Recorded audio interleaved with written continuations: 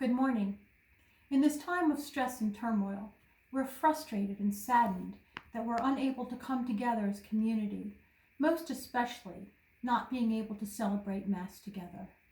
It's a painful reminder that we cannot ever become complacent in our religious practices or take for granted the great gift we have in celebrating Eucharist with one another.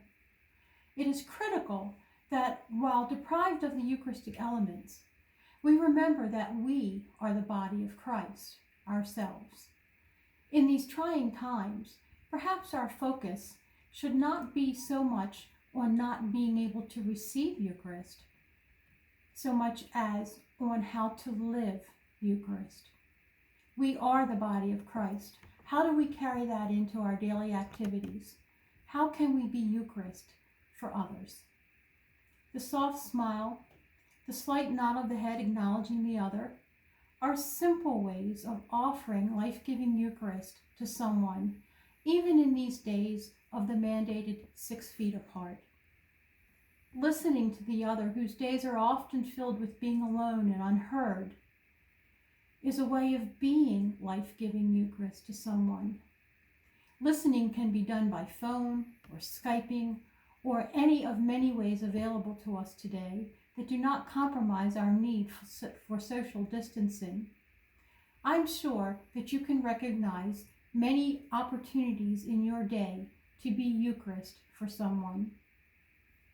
Forgiving yourself, accepting yourself, loving yourself as Jesus does, is a way of receiving Eucharist. We must learn not to talk Eucharist, not to philosophize it. You do Eucharist in the way that you treat and respond to others, whether that be at a 6-foot separation or over the breakfast table with your family, in the middle of your busy day, or settling your children into bed at night.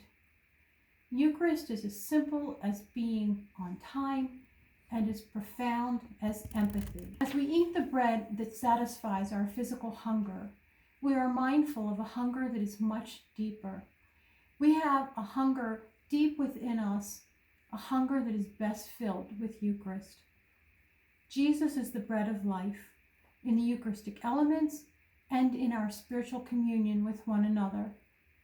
Let us feed one another. Let us nourish one another with the love and the peace of Jesus Christ. We have God and we have one another.